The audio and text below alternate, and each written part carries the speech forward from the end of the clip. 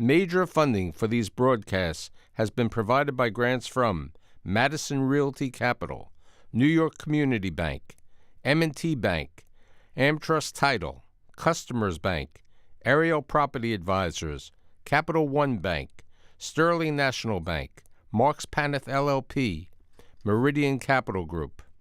Additional funding has been provided by grants from Amarant Bank, AVR Realty Company, Bank of America Merrill Lynch, Briarwood Organization, B6 Real Estate Advisors, CBRE, Chase Commercial Term Lending, Chase Mortgage Lending, Citizens Bank, Collins Building Services, CPEX Real Estate Services, Douglaston Development, Levine Builders, Flushing Bank, Friedman LLP, Handro Properties Handler Real Estate Organization, Hodges Ward Elliott INC, Investors Bank, James D. Kuhn Real Estate Institute at Syracuse University, John Catsimatidis Red Apple Group, Kilroy Architectural Windows, Matone Group, Newmark Knight Frank, Optimum Window Manufacturing Corp., People's United Bank, Rockefeller Group, Rosewood Realty Group, RPW Group, SJP Properties, Stonehenge NYC,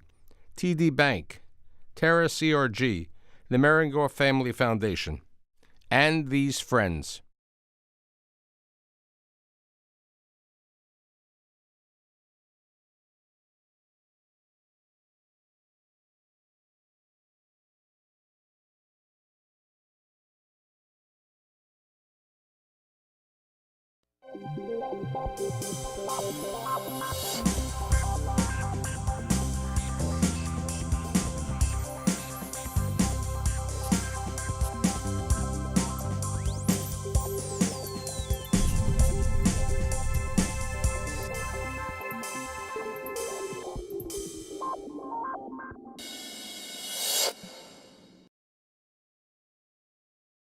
Networking. What is networking? I don't know what networking is. Business networking. I've learned about it. People say I'm a master networker.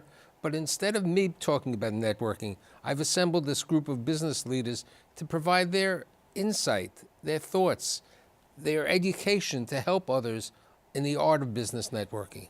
My guests, they include Stephen P. Wald, who is the principal of Stephen P. Wald Real Estate INC.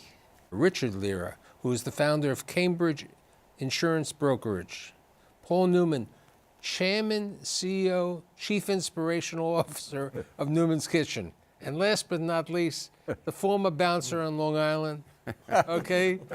The actor, Larry Weiss, who is the founder, president, and CEO of Atlantic Tomorrow's Office Solutions, correct? You were close, but Okay, that's good good. enough for you. Good. So who's going to take the definition of what business networking is? Networking is about placing yourself in a group of people where you can exchange ideas and possibly leads. I think networking often gets, from my perspective, misconstrued as the exchange of leads. It's really the exchange of ideas that makes you better as a leader or makes your company better. Rick, you have an acronym for networking. I do. I call it RTC. Networking, whether it's in business, whether it's social, is developing a relationship, creating trust, and communicating both the relationship and trust.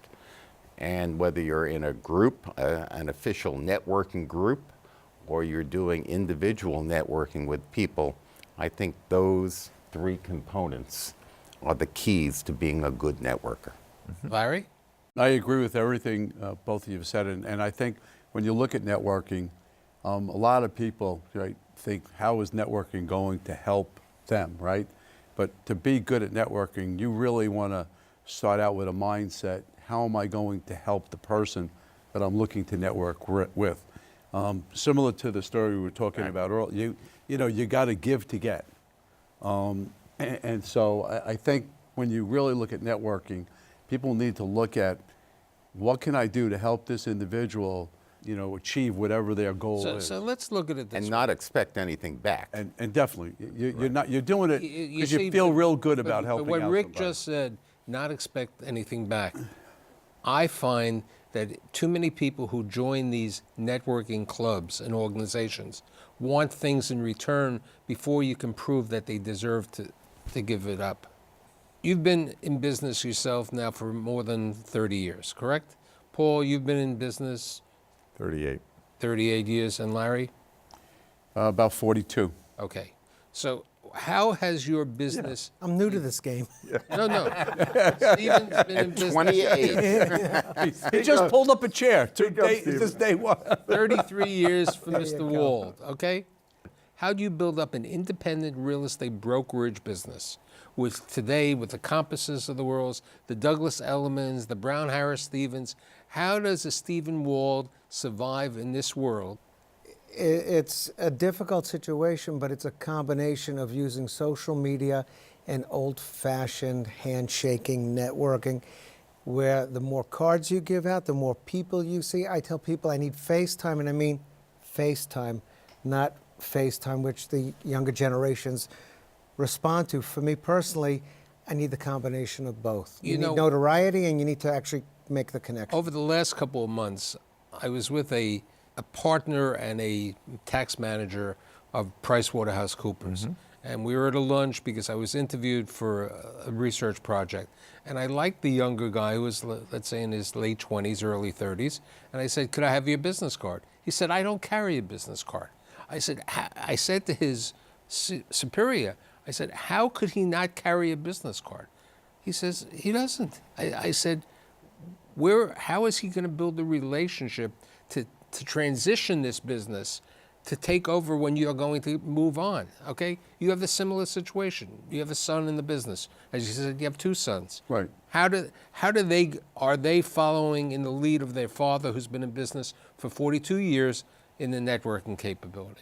My oldest son is in-house counsel, and as an attorney, he works, his door is closed. He doesn't want anybody to bother him because he's extremely busy, and he's a lot more introverted. Now, my other son is in sales, and he does follow in the same networking philosophy. He's a natural, connector. He's involved in a couple of different networking groups, and he just puts people together. 30 years ago, 10 years ago, we didn't have, Facebook. We didn't have Instagram. We didn't have, LinkedIn. We were in a different world. How has the change of social media had an effect on your networking and your business development? As I said earlier, I find the combination is useful of both because social media has gotten too big. And in my industry, there's over 15,000 real estate agents in Manhattan alone. Wow. And if everyone's hitting social media day in and day out, you have to go the extra mile of stepping back 10 years and making the personal connection. And I think it's critical. If not, you're just lost in a sea of madness. People are still buying from people. I think social media serves a purpose to create an impression, a public impression about who we are and what our company is and how we work. But ultimately, when I'm in a room talking to someone about the catering they need, the most important thing I can do is let them know how much we care and how interested we are in responding to their needs. There's nothing I can do on social media. I can put up all the videos in the world, all the testimonials in the world. At some point, there's a face-to-face, there's eye contact, there's a handshake that is critical. And if my people, my young people, because I think I both have to learn from them and they have to learn from me, it's not a single transition where a switch has flipped from purely personal connection to purely social media. It's a continuum, and they better learn what it is to make a personal connection, and I have to learn from them what it means to have a social media presence. How many sales personnel do you have? I have about 75. How do you train them? How do you teach them to become master networkers or master business connectors? Most companies in the technology field, they work within a restricted territory, right? So sales reps get a territory, and that's where they're allowed to sell. When I started with Xerox in 1973, it made no sense to me that this was my area and I couldn't sell to anybody I knew outside that area. So I changed the philosophy of the company when I started this company in 1982. I let people start networking, right? You can sell to anybody within any geography. Today, we have tutorials on LinkedIn. We teach our people how to to use LinkedIn, because if you're going to be cold calling, you need to use a higher form of intelligence, because you just can't dial for dollars today. You got to look at target accounts you want to get to, Right. and you got to check LinkedIn. 1982, when you were working for Xerox, you were able to walk in a building in Manhattan, okay, go to any floor and say, hey, I'm Larry Weiss, I'm selling a copy machine. Today, security is going to stop you. No, I think networking is part of the sales process. So there are different types of networks. You can go to an executive networking group, the Vistages, the BNIs. So that's one form. In my business, which is insurance and protecting people's lives, it's a one-on-one proposition. So what you guys had said before, you have to ask that client to build a relationship, what their need is in their perception. And we have about 2,500 individual clients. We've done no marketing to say, you know, advertising or anything like that. I do use LinkedIn if I'm seeing a potential client to see if there's any common connection. Someone that could say, you know, I know Rick's company. They've done this or that. But there are so many different forms of networking. You go to a convention, people give out cards. Right. You go to an industry event. You go to a solar event, real estate event. So that's a different form of networking. But I agree with you guys and you, Steve, that it's, for my business, it's one-on-one, looking someone in the eye, understanding what their problem is, and then building that trust. As I was saying prior to the show, my problem with some of the networking clubs that my friend has been involved with is part of it is you're trying to get a trust and you want to help, or certain clubs are very specific. They say you have to give Larry or Steve or Rick 5 names to meet. And I don't know 5 people who need life insurance. When I'm sending out a person, I'm saying I have confidence and I have respect for that. When you belong to certain of these networking organizations, you don't know about that. You have to look. You have to qualify anyone you're referring to. So Larry and I sit on membership for execs. The mantra within the membership committee is good company, good individual. What we say to them is, you're not going to get anything until we know you. No one's going to refer to you until we have confidence in you. You have to build our trust. We want to give to you, but we're not automatically going to give you a try if we feel at risk. People don't realize there's no immediate gratification coming out of this. Right. You know, from the limited experience I've had in professional networking, which is the educational and the mentoring, it takes time to build your relationships. And for others, the second side of it is networking, it's almost like a trait. You have it, and if you're good at it, you know who to put together with whom from the data bank you have over here. And you're not looking to get anything out of it. You know, there are you will. different, as Rick said before, you know, different type of groups. There are professional networking groups like the Executive Association, the BNI. And I was saying it with Rick prior to the show, there's the YPO. The YPO has an organization of certain people of a certain age who have built a certain amount of business. Tiger 21 is another organization over there in different categories. But those are a little more exclusive. Then you go down to the lower level of these BNIs who have a variety, or the Gotham who has 350 different networking, and everybody's out there, hate to say it, selling life insurance or trying to be a stockbroker or something else. So At 6:30 in the morning, more or less. You know, let's talk about the circumstance when you needed office space. Well, when I was looking for commercial space in Long Island City, I went to the most familiar person instead of necessarily the best person. And after 6 months or a year of looking at spaces that weren't suitable, and one of the issues was I gave them marching orders that we wanted to stay in Manhattan. Then I reached out to my guru, Michael Stoller. I said, Michael, Michael, help me. And he put me in touch with Frank Zuckerbrod. And within 6 months, I was looking at the industrial spaces that I needed. But here's the trust. I had nothing to do. I had no financial incentive.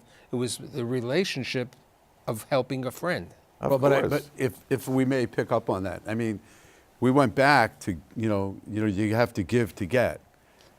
If you go into this, that you are looking for, if you go into networking as you're looking for a financial incentive, you're not. You're a salesman. You're a salesman, Right. or you're just greedy. You're not in it to help someone else, and it will clearly show out. No one that is networking, and none of us for sure, are looking for anything. In fact, when I meet with different people, they say, do you want a commission, for this? I don't want anything. I said, if you have anybody who's interested in what we sell, we'd love to have an opportunity to meet with them. I don't ever want a dollar for any connections I make or any business I give.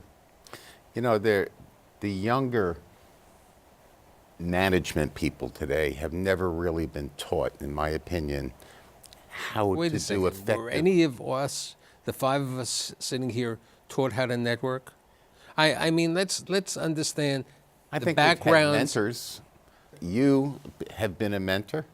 Okay, years and years ago, you gave me a book that helped me, which you've probably read, called The Go-Giver. Okay, I think we've all had mentors. Did we take a course in networking? No, but I was able. There's an accounting firm that we have as a client, and one of the senior partners said to me, not enough of the guys are bringing in business. Could Rick, you're a good seller. Could you help them? So I had a meeting with 4 or 5 of these younger partners, full partners, and I said, tell me what happens when you're at a barbecue with, the people in your neighborhood, you have 2 kids, and someone comes up to you and says, what do you do, John? John says, I'm an accountant. End of story. He doesn't tell them that he helps people develop their business, save on taxes. Right. He doesn't understand how to network.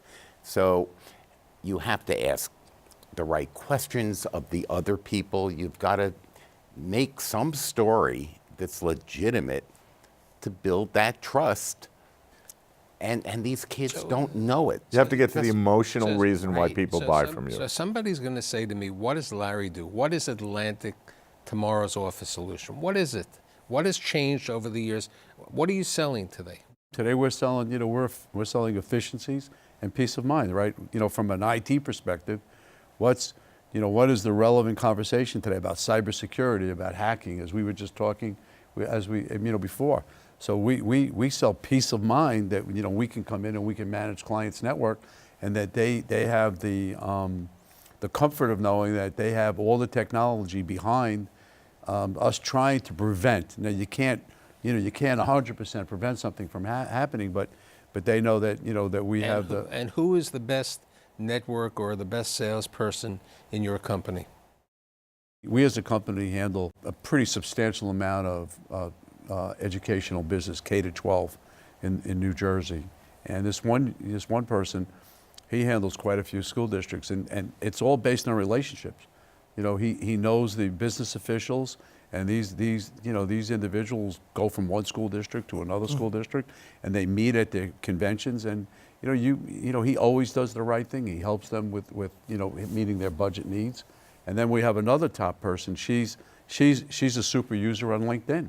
I mean, she's an unbelievable networker. Now couple that with her ability to be a user on LinkedIn, she's opening up more new business than anyone who's just playing the numbers game. Now, how's your partner associate, Art? How did he build up a business? He joined you a couple of years ago. He built the business, or part of the business. I have a younger partner in the group employee benefit area, which is a very sensitive topic for anyone that has employees. And he built it on becoming one of the most knowledgeable and educational academics on healthcare. And so he networks by educating and developing trust, not by selling. And he's incredible with it, because after he talks to people, they know he's an expert and he will find the best solution, similar to what you were saying, Larry. Let's talk about you and the trust and estates world. Well, you become good at what you do, and you're a resource. And when you refer, you're referring another person who's a great resource. I do a lot of estate work because I'm good at those type of sales. People know you could take the worst property under the worst circumstance and turn it into a saleable asset for someone and get something done in a timely manner, basically. And when you're good at it, it comes again.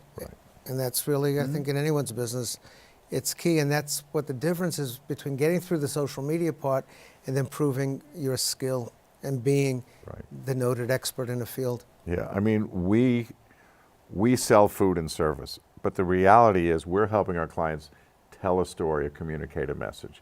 At a gala, at a lunch for employees, the company is saying, we care about you, we want you to be well fed. In today's market, one of the shifts that's happened is the tech companies have recognized that there's a war for talent, right? They are in a war to recruit and retain the best talent. One of the tools they're all using is food now. You go to Google and it's like Restaurant Row. You go to Facebook, they're feeding people. Bloomberg's been doing this for 20 or 25 years. You walk into Bloomberg, it's like a smorgasbord. So companies, this benefits us.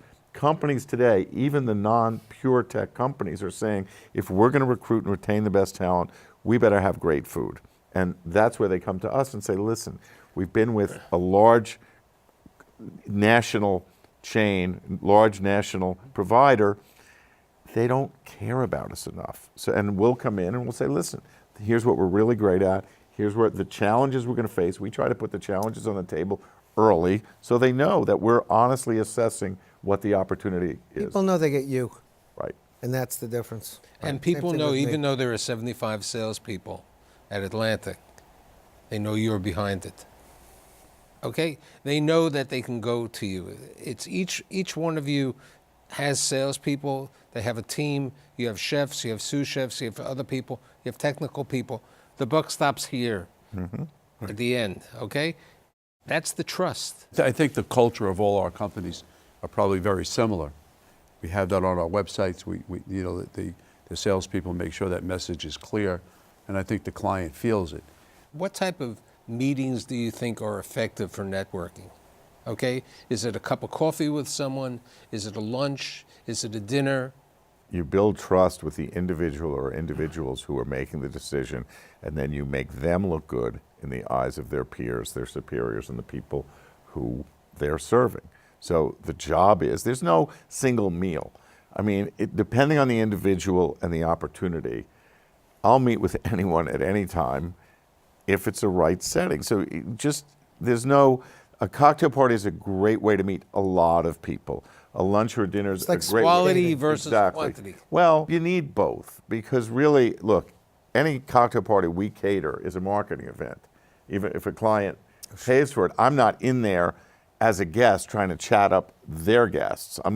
That's a line I don't step over. I think some people do, but for my purposes, my best opportunity comes from me doing anything for anyone and them appreciating the level of quality that we provide. And it sounds like you have a standard that the firm, you have set, and the firm maintains, no matter whether it's big Well, or small. our standard, unfortunately, is that it's never good enough.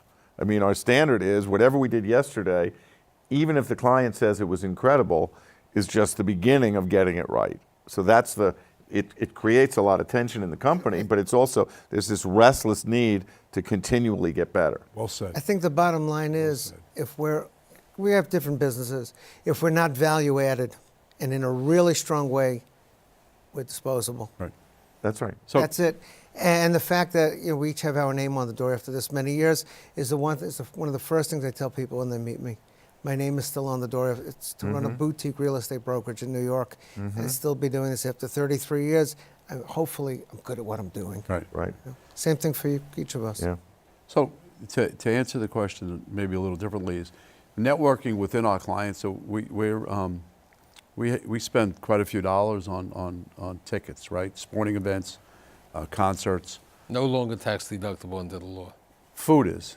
So Food is. If they can build the tickets as food, we're good. But anyway, so we'll have an event, right? And we'll put clients in the suite that we know can help each other. And that's how we do a lot of internal Right, so networking. what you're trying to do is help each other, so people are getting confidence and you're looking out for each other. Value add can be added in many ways, right? We can add value through the products and services we sell, which we do every day. But any good company does that, right? So we want to take value add to another level, We're going to introduce clients with other clients that can do business together. That's a value add that most people don't do. And we have the means and the investment to put people in an environment where this can happen. How do we get that message across to the millennials who are now at your company to follow this practice? I think it's a learning process. I don't think you can give them a message or have them read a book. I think they need to have a mentor, a boss that teaches them that, because they're so involved with social media today and not learning how to communicate because of cell phones. and I everything think else. Rick brought up the book that I've given out to Rick and to probably 100 people called The Go-Giver. And I think the comment that the Go-Giver basically says when the young guy asks him, what's the secret to your success? And he says, by giving. Right. And what do you mean by giving? Very true. Helping people. And if you help people and you give yourself from your heart, you'll win. And let me interrupt. That's great. I think there's no one better than Michael Stoller than giving to other people and not asking I or think wanting anything in return. Giving I is agree. key. I'd Yeah. like to thank all of my friends. Mr. Wald, 33 years. Mr. Lear, about 33 years in the business.